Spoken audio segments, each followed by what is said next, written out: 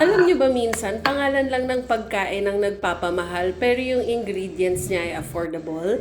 At dahil catering is life, motherhood is lifer, and TikTok is lifest, gagawa tayo today ng cremini pasta or 3 mushroom pasta. Unang mushroom na gagamitin natin ay fresh shiitake mushroom. I got this for 120 pesos. Dust it off with tissue, remove the stem, and slice it thinly. It's really important kapag nag-grocery tayo, titignan natin kung ano yung in-season. Kasi kung ano ang in-season, yun ang marami, yun ang mura. So, syempre, tag-ulan, maraming production ng mushroom.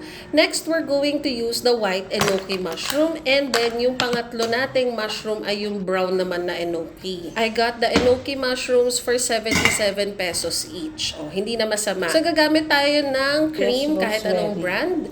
Gagamit din tayo ng lemon, onion, garlic, and fresh rosemary. Alam nyo ba, hindi ko alam talaga na cremini pasta ang tawag sa ginagawa ko. Ang alam ko lang, 3 mushroom creamy pasta. Parang ganon. So, ang cremini pala, sila yung mga bilog na mushroom. Parang yung button mushroom, portobello. Since those mushrooms are not within my budget, I opted to just use the shiitake and the enoki mushrooms. Minsan talaga kailangan natin maging wise para masarap pa rin yung pagkain na parang restaurant quality pero hindi talaga siya sobrang mahal. Lalo ganito umaahon pa lang tayo from enrollment, mga kamari-chef.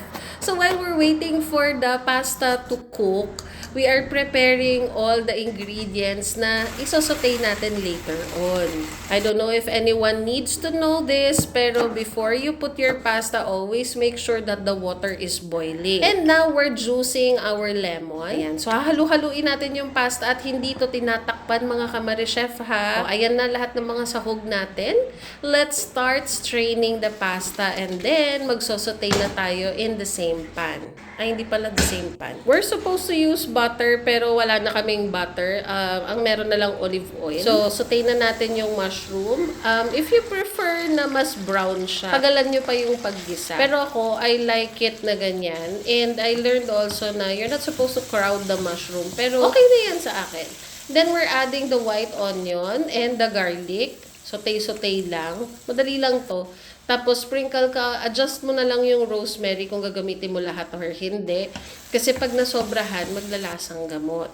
Now, add salt and pepper. And kung meron ka mga grated na queso de bola dyan or parmesan, i-add mo na siya. Add your cream of choice. So, ayan, 2 tatak para hindi na magtalo kung ano yung mas maganda.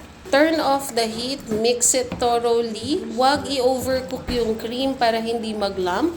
And then we will add some lemon. So, tansya-tansya na lang kung gaano mo kaasim gusto yung iyong sauce. Now, it's time to add in your choice of pasta. Mix it. Pag kulang, lagyan ng pasta water. Pag medyo dry, tignan.